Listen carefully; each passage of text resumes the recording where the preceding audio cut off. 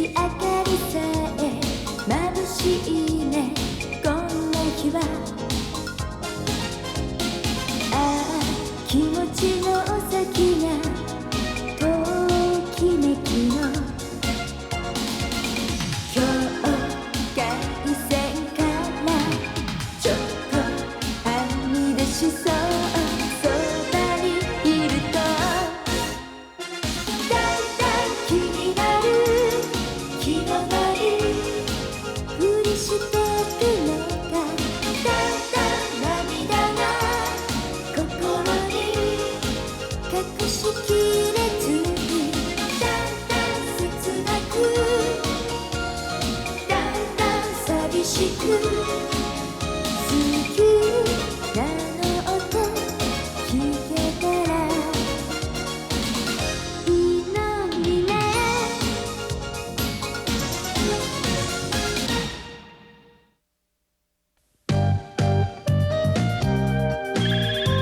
飛行の極地。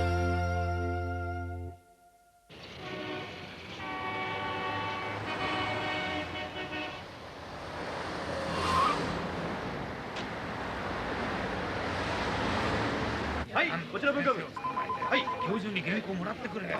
そうですか。はい、そう言われました。こんにちは。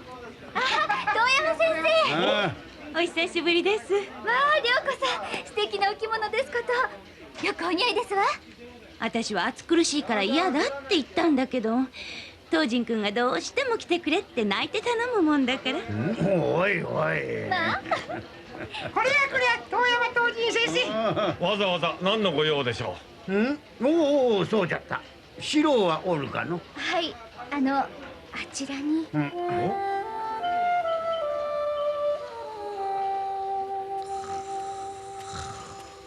やれやれ、まったくしょうがないやつじゃ。ほら、起きんか。う。でな。ほれ、四郎、お嬢さんの入れてくれたお茶でも飲んで目を覚ませ。とっくに目なんか覚めてますよ。いきなり殴るなんてひでえな。まあ、悪く思うな。愛の無知じゃ。わしにとってお前は孫も同じじゃから。だからって神聖な職場にのこのこ遊びに来てもらっても困るんですよね。まあ、居眠りしてても新鮮なんですか？で、今日は何です？若い奥さんを見せびらかしに来たんですか？そう膨れるな。いいものをやるから機嫌を直せ。涼子や。はい。それそれ。ほれ、これをお前にやろうと思ってな。なんです？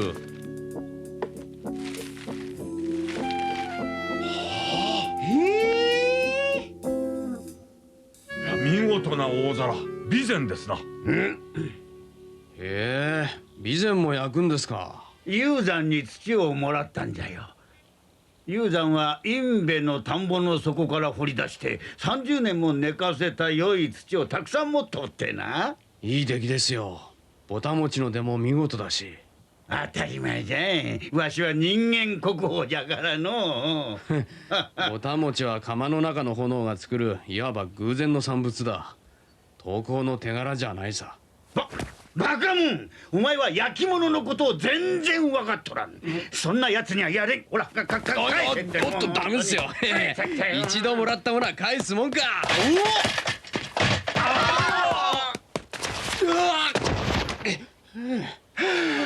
まったくあやつは。まったく遠山先生の作品は茶碗一つで400万円と言われてるんですよ。あんな見事な大皿だと一体どれだけの値がつくことか。わしの記事の祝いをみんながやってくれることになってな。料亭コンパルでわしの作った器に料理を盛り込んでご馳走してくれるそうなんじゃ。豪勢ですね。わしもちょっと楽しみなんじゃ。お嬢さんもぜひおいで。いいんですか？シロ、な、このお嬢さんもお連れするんじゃぞ。皿をくれたわけが分かりましたよ。俺に恩を着せといて記事の会に無理やり出席させる腹だ。どうせ貝原雄山も来るんでしょ。シロ、お前まさかわしの喜寿の祝いを。行きますよ。行きゃいいんでしょう。あんな男と会ったって知らん顔してりゃ済むことだ。上お待ちしてますから。お気をつけて。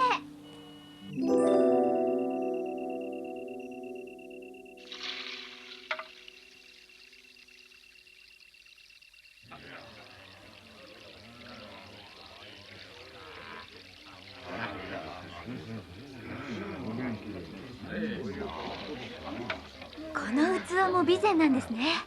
山椒の実の殻が弾けた時の形に似ているから割り山椒と呼ばれて、器の形としては伝統的なものだよ。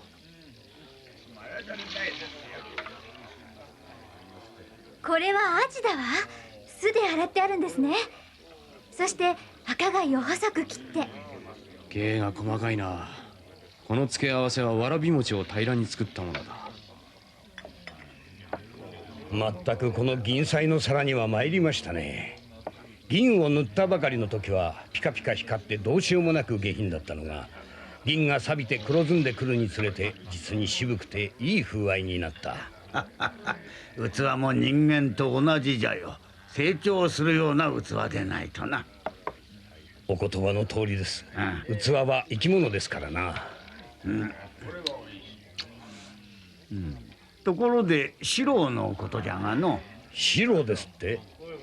なあ雄山。この席に四郎が来ているのを見た時、先生の企みだと分かりましたよ。先生には申し訳ありませんが、あんなグレン隊みたいな手合いには二度とうちの敷居をまたがせません。やれやれ、親子揃って頑固者が。今日は遠山先生のお作の器で結構なお料理をいただくという幸福眼福この上ない思いをさせていただきありがとうございました。つきましては私に一つ趣向がございまして、皆様にお付き合い願えたらと思うのですが。ああ、白金さん伺おうじゃないですか。はい、こうやって今日お集まりになった方々の中には私ども同様料理屋のご主人が何人もおられます。今日はここのコンパルさんのお料理でしたが、自分でも遠山先生のお器に料理を持ってみたいと思うのは私だけではないと思います。それそれ、私かてこないな器で贅沢させてもらいたいですわ。遠山先生のお器をこれだけ使えるなんて料理屋の夢ですからな。実は私先ほど明石の仲買所に電話をかけて交渉しましたところ、そのような事情なら最上の明石の鯛を必要なだけ送ってくれると約束してくれまして。関東では刺身といえばマグロですが、関西では鯛が一番です。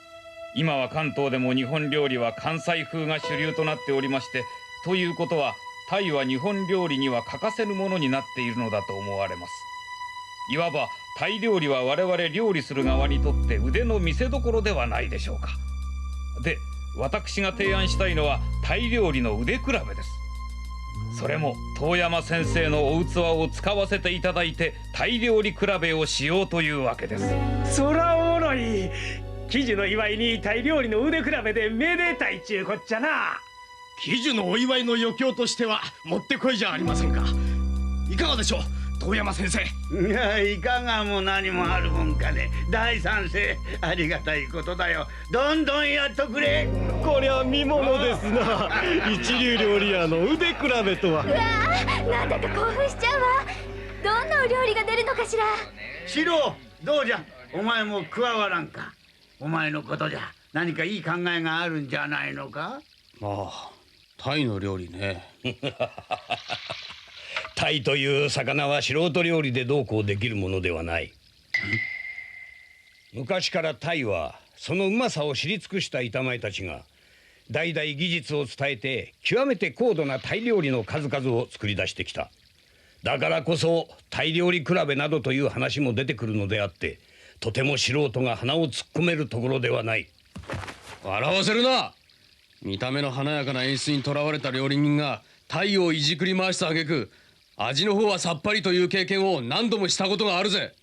それも一流と言われる店でな。何を言いたいんだ。タイの美しさと華やかさに惑わされてタイの本質を見失っている料理人が多いということさ。それなら素人の俺でも手を出す余地はある。まるで我々がタイのうまさを知らないとでも言うような言われ方ですな。料理に手かけたらあかんちゅうのかね。こらこら、しょうがないな。主人のわしを放り出して言い合いを始めてどうするんじゃ、もったく。どうも遠山先生、申し訳ございません。ただちょっと聞き捨てならんことでして。分かった分かった。わしがシロをけしかけたのが悪かった。シロに代わってわしが謝る。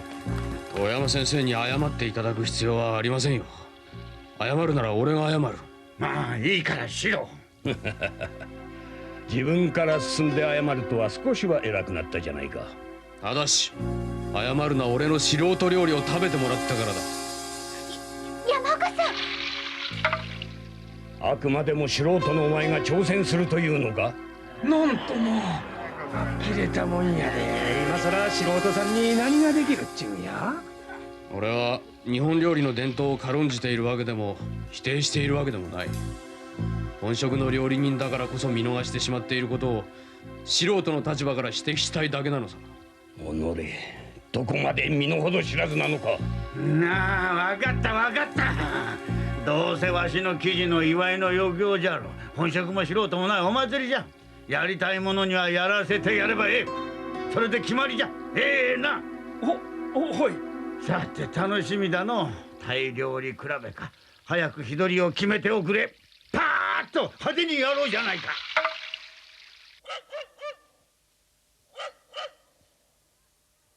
呆れた。あそこまでみんなの前で言ったからには何かすごいアイディアがあるんだと思ったのに、何にもないなんて。大丈夫なんですか、山岡さん。いろいろなところのタイ料理を食べているうちに募ってきた欲求不満を突き詰めてみようと思うんだ。そうすればどんな料理を作ればいいのかひらめくと思う。まあやはり椀物が一番でしょうね。いろいろ変化もつけられますし、煮物も結構彩りを変えて楽しめますが、焼き物や刺身となると新しい工夫を凝らす余地がほとんどありませんからね。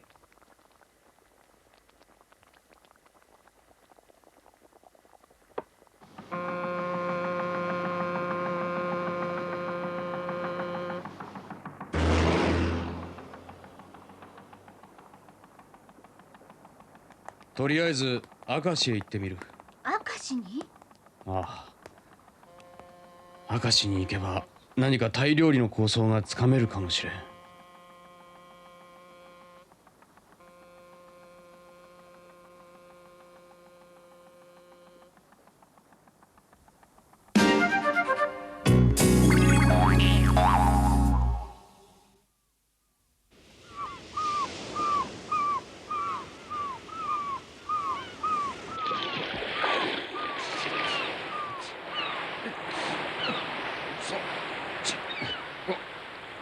なぜ泳ぐんですか？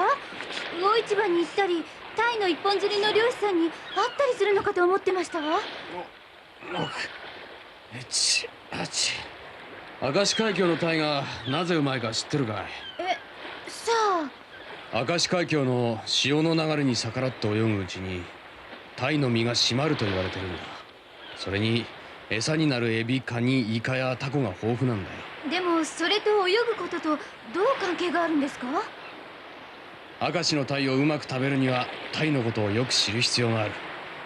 それにはタイと一緒に泳いでみるのが一番だと思わないかい？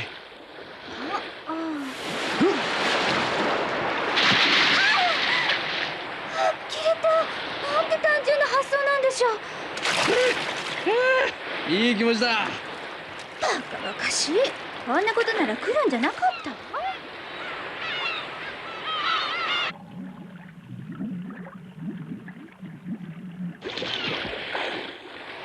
流れが速いな。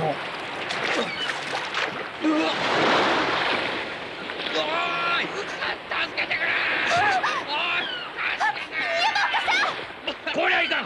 潮の流れに曲がりよったで。山岡さん、しっかり。おい、これに捕まれ。山岡さん。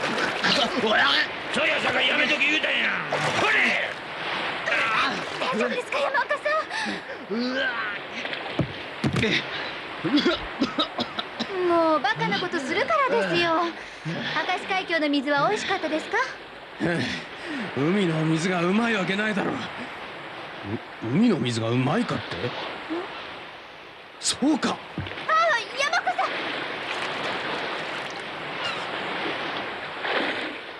何してるんですか？これだ、こいつだよ。できたぞ。新しいタイ料理のアイディアが。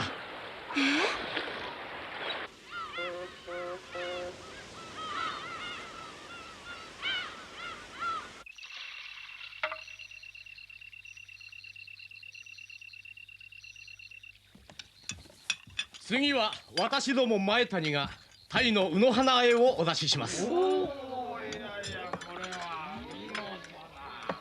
タイを千切りにして昆布締めにしたものを卯の花で和えました。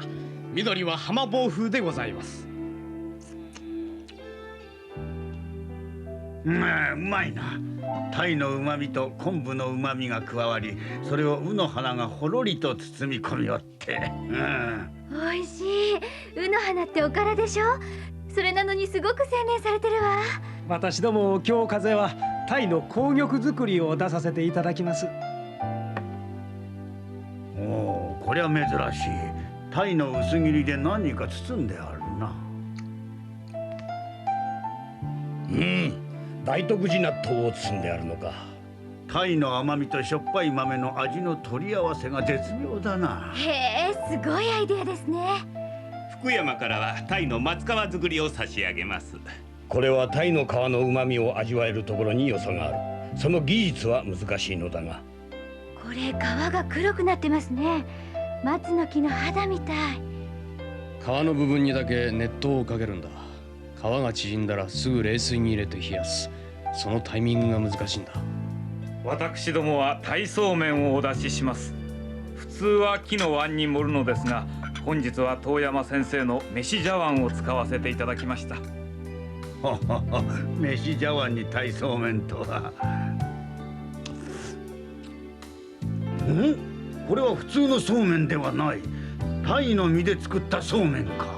はい、さようでございます。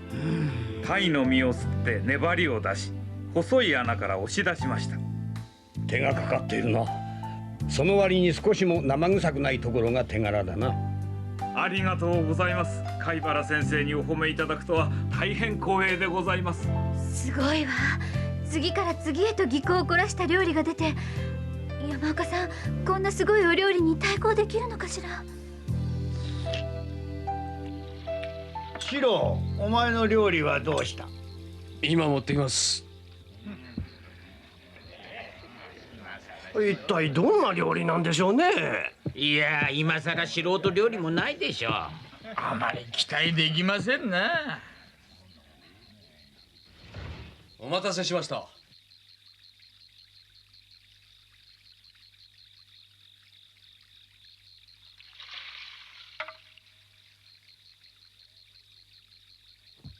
山岡四郎の指示で岡星が調理しました。タイの開きの干物でございます。なんだと？干物？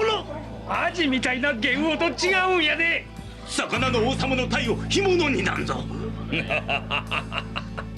いくら素人料理といってもこれは度が過ぎたな。我々の意表をつこうと大方愚地のひとしおものの開きから思いついてのことだろうが、愚地はタイといってもあの独特の風味があればこそひとしおの開きにしてうまいのだ。干物というのはアジにせよカマスにせよ匂いの強い魚でなければうまくない。しかもタイは愚地などに比べて身が締まっている。干せばキッと締まって硬くなる。だからタイは干物にしてはならんのだ。講釈は十分です。まず一口食べてみてください。こんなもの。まあせっかく四郎が作ったんだから。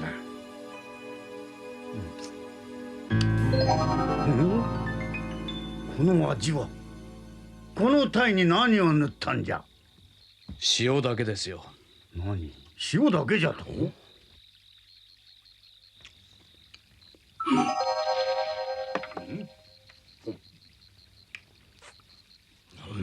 この香り、それにしっとりとコクがあって塩加減や。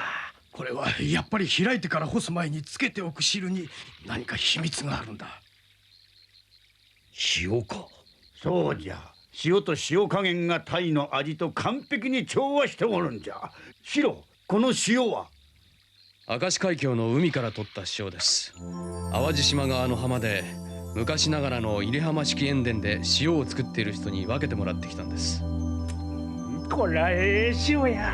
キラキラと美しく光って天然のにがりの成分がこのコクを作り出したのや。干物は干す前に漬け汁につけます。漬け汁の塩分の度合いは海水と同じにするのが原則です。しかし瀬戸内海、特に明石海峡の袋のようになった海では塩分の度合いもかなり違ってきます。そして魚の身に最もよく合うのはその魚の住んでいた海の塩分濃度に違いないと考えたんです。するとこの塩加減は明石の海の塩分に合わせた。しかしそれはどうやって？明石の水を自分で飲んでみたんですよ。なるほど。今わしらが味わった鯛の味はきっと明石の鯛が自然に恵まれて本来身につけている味なんじゃろう。この豊かで野趣あふれる味、確かにこれは鯛の味の原点じゃ。鯛は色彩も美しく細工のしがいもあるので我々はどうもいじりすぎる嫌いがあるようですな。若い女の子は素肌のまんまが美しいのに厚化粧させたようなもんですな。愚か者どもがこんな男の実作にはまりおって何をうろたえておるか。料理というのは一つの素材からさまざまな絵を描いてみせる芸術なのだ。技巧が目につきすぎてはならんが技巧を否定しては芸術は存在しないのだ。待たんか雄山。四郎の料理は一見何も手を加えてないようだが実は違う。塩の選び方、塩加減、そして干し方、焼き方にも最大限の神経を使ったはずじゃ。いわば技巧の極致ではないか。とするとこれはまさに芸術なんだ。雄山も四郎も同じ道を歩んどるのに互いにそれを認め合わないだけではないのか。みんながお前の料理に騙されたのは遠山先生の器のせいだ。考え違いするな。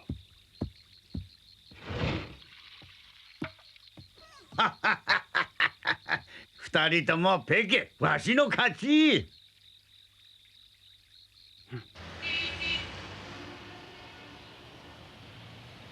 今度も雄山と四郎を仲直りさせるどころかかえって悪くしてしまったようだ。何かいい方法はないかしらね。ほっといてくださいよ、あんな男。ところでお嬢さん、さっき四郎にどうやって塩加減を決めたか聞いた時笑っとったが、あれはなぜか。あれですか？なんでもありませんよ。何塩に流されて海の中でアップアップ。おお、そうかい。このおしゃべりめ。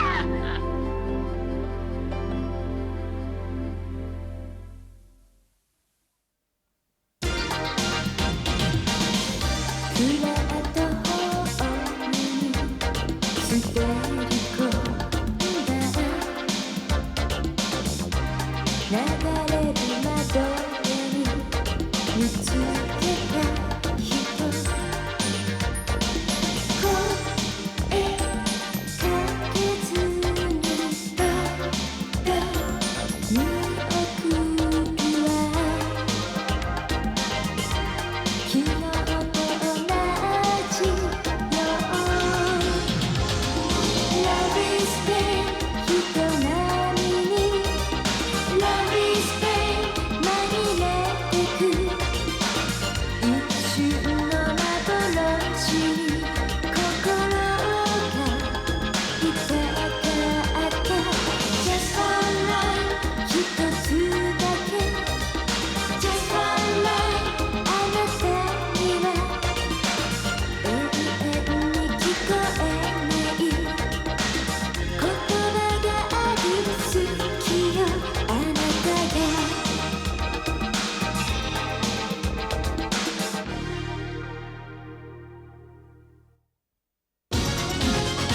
私たち豆腐料理の専門店に行きました。そうしたらアメリカ人が板前さんと喧嘩をしているんです。彼はロスで本物の豆腐を食べたことがある、この店の豆腐は偽物だと言い張るのですが、本当なの山岡さん？彼の言うことは間違っちゃいない。次回究極のアニメドラマ「おいしんぼ大豆とにがり」、本物の豆腐の作り方をお楽しみに。